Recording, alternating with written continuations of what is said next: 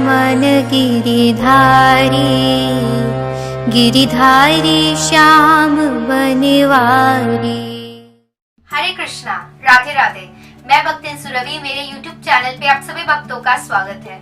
आप सभी भक्तों को मेरा दंडवत प्रणाम और बहुत बहुत आभार। 11 नवंबर 2020 को रमा एकादशी है। आज के वीडियो में हम रमा एकादशी की व्रत कथा श्रवण करेंगे। तो चलिए वीडियो को स्टार्ट करते हैं। युधिष्ठिर महाराज भगवान श्री कृष्ण से कहते हैं, हे जनार्दन, कार्तिक महीने के कृष्ण पक्ष या एकादशी का नाम क्या है? कृपया इसका महत्व और व्रत कथा आप मुझे सुनाइए। भगवान श्री कृष्ण कहते हैं, कार्तिक महीने के कृष्ण पक्ष या सर्व पाप विनाश करने वाला इस एकादशी का नाम है रमा एकादशी। अब मैं तुम्हें इस एकादशी का व्रत कथा और महत्व सुनाऊंगा। बहुत पूर्व में मुचुकुंदा नाम के एक बहुत प्रसिद्ध राजा थे। उनके साथ देवराज इंद्र, वरुण, यमराज, यहाँ तक कि धनवीर कुबेर का भी बहुत अच्छा दोस्ती था। उनके साथ भक्त श्रेष्ठ विभीषण का भी बहुत अच्छा दोस्ती था। वो विष्णु के बहुत ही अच्छे और महान भक्त थे और बहुत सत्यवादी भी थे। धर्म के अनुसार वो अपने राज्य का पालन किया करते थे।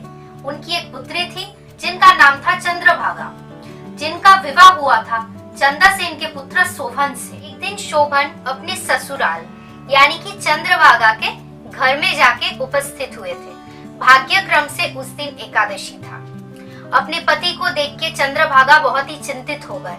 उन्होंने मन ही मन सोचा कि अब मैं क्या करूंगी, आज तो एकादशी है और मेरे पति शारीरिक रूप से बहुत ही ज्यादा कमजोर है और वो भूख को कभी भी सहन नहीं कर पाएंगे और मेरे पिता के राज्य में बहुत कठोर नियम है। दशमी के दिन ही पूरे राज्य में उन्होंने घोषित कर दिया था कि पूरे राज्य में कोई भी उस दिन अन्न जल ग्रहण नहीं कर सकते हैं। यह सुनने के बाद शोभन ने बोला कि अब मैं क्या करूंगा, अब मेरे लिए उचित क्या है, कृपया तुम मुझे बताओ। उसके जवाब में चंद्रभागा ने कहा कि मेरे पिता के राज्य में बहुत ही कठोर नियम है। यहाँ पे कोई भी एकादशी के दिन अन्न जल ग्रहण नहीं करते हैं। यहाँ तक सिर्फ मनुष्य ही नहीं, कोई भी पशु पक्षी भी आज के दिन कोई अन्न जल कभी भी ग्रहण नहीं कर सकते हैं। इसलिए कृपया आप अपने घर में वापस लौट के जाइए, क्योंकि आप अगर यहाँ पे आहार ग्रहण करेंगे तो आपकी निंदा होगी और मेरे पिता भी बहुत क्रोधित हो जाएंगे। उसके बाद शोभन ने अपनी पत्नी से कहा कि आपने ठीक ही बोला है, पर मैं अपने घर वापस नहीं जाऊंगा। चाहे जितना भी कष्ट हो, मैं यहीं पे रहूंगा और मैं इस एकादशी व्रत का पालन करूंगा। जो भाग्य में लिखा है वो जरूर होगा। ऐसे ही शोभन ने इस रमा एकादशी का व्रत बहुत ही अच्छे से और निष्ठा के साथ, पूर्ण श्रद्धा के साथ पालन किया। पूरा दिन बीत गया और रात भी हो गई। वैष्णवों के लिए एकादशी का रात बहुत ही आनंददायक होता है, पर शोभन शारीरिक रूप से बहुत ही कमजोर थे, इसलिए भूख और प्यास के कारण उनको बहुत ही कष्ट हो रहा था। अगले दिन सूर्योदय के साथ साथ ही शोभन की मृत्यु हो गई। उनके ससुर राजा मुचुकुंदा ने उनका अंतिम संस्कार बहुत ही अच्छे से किया। इस रमा एकादशी व्रत के प्रभाव से शोभन को मृत्यु के बाद मंदराचल पर्वत के शिखर में बहुत ही अनुपम, सुंदर, रमणीय एक देवपुरी प्राप्त हुआ था। उधर राजा मुचुकुंदा के राज्य में एक ब्राह्मण जिनका नाम था सोम शर्मा, वो गए थे तीर्थ यात्रा में। तो वो उधर जाके पहुंच गए जहाँ पे वो देवपुरी शोभन को प्राप्त हुआ था। जैसे वो ब्राह्मण वहाँ पे गए, उन्होंने देखा सुंदर रत्न मंडित सिंहासन में राजा शोभन विराजमान थे। गंधर्वगण और अप्सरागण उनका पूजा कर रहे थे। जैसे ही ब्राह्मण ने उनका दर्शन किया तो वो समझ गए कि वो और कोई नहीं है बल्कि वो राजा मुचुकुंद के दामाद हैं और उनके पास वो गए। जैसे ही ब्राह्मण को शोभन ने देखा तो वो अपने सिंहासन से उठ के आए, ब्राह्मण के चरणों का वंदना किया। शोभन ने उस ब्राह्मण से अपने ससुर मुचुकुंदा और अपने पत्नी चंद्रभागा का हाल पूछा और समस्त नगरवासी कैसे हैं उनका भी हालचाल पूछा। ब्राह्मण ने कहा कि सब कुशल मंगल है। ब्राह्मण ने शोभन से प्रश्न किया कि इतना सुंदर नगरी आपने कैसे प्राप्त किया, कृपया इसका वर्णन आप कीजिए।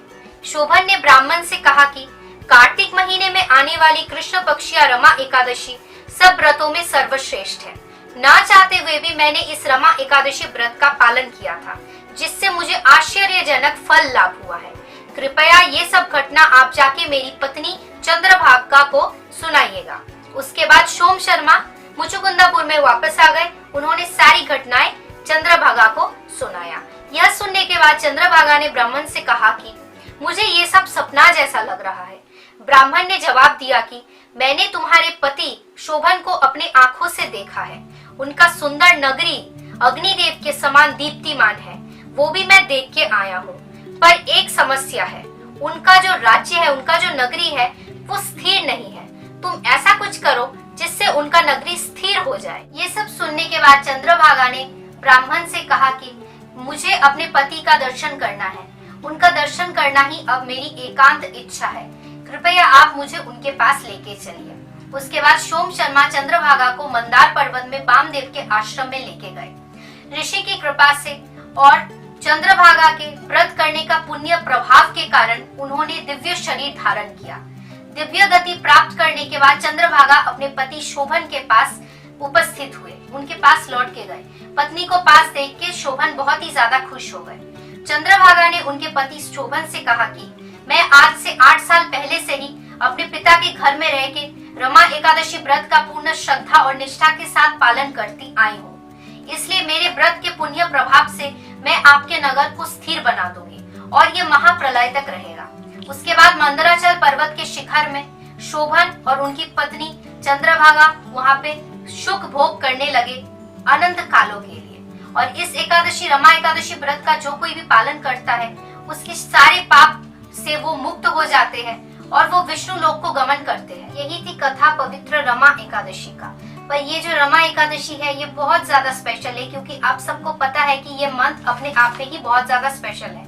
अभी कार्तिक मंथ चल रहा है। कार्तिक मंथ को बोलते हैं ट्रांसेंडेंटल पिगमेलियन सेल मंथ, जहाँ पे भगवान ऑलरेडी बहुत ज्यादा खुश है। तो मैंने कार्तिक महीने के ऊपर वीडियो अपलोड किया है, आपने अभी तक नहीं देखा है तो जाके चेक कर लीजिए। कार्तिक महीने में कौन कौन सी चीजें करनी चाहिए, कौन कौन से नहीं करनी चाहिए। तो मैंने बोला था कि कार्तिक महीने में अगर कोई एक दीपदान भगवान को करते हैं, एक दीपदान करते हैं तो 1000 दीपदान करने का फल लाभ होता है। एक माला जप करते हैं तो 1000 माला जप करने का फल लाभ होता है।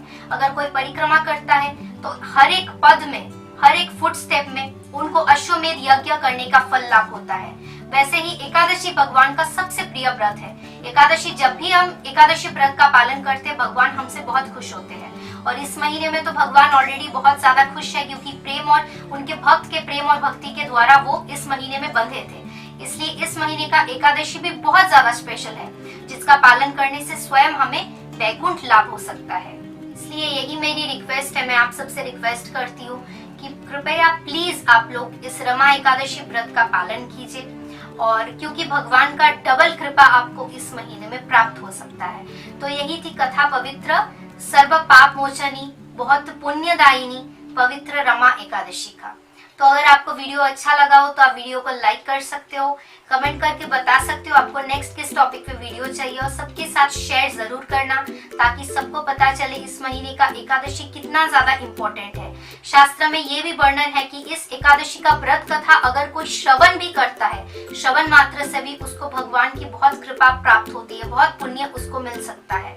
इसलिए आपको अगर वीडियो अच्छा लगा हो तो आप भी सबके साथ फैमिली में और अपने दोस्तों के साथ शेयर कर सकते हो, ताकि इस एकादशी का व्रत कथा सब लोग सुन पाए और सब भगवान की कृपा को प्राप्त कर सके। और इसलिए आपको अगर मेरे चैनल के वीडियोस अच्छे लगते हैं तो आप मेरे चैनल को सब्सक्राइब कर सकते हो, एंड साइड में बेल नोटिफिकेशन को आप दबा देना, ताकि नोटिफिकेशन आपके पास पहुंच जाए। और thank you so much for watching. आप सब पर श्री राधा रमन लाल की और राधा रानी की कृपा हमेशा बनी रहे। आप सब बहुत अच्छे से रहिए, बहुत खुश रहिए। हरे कृष्णा, राधे राधे।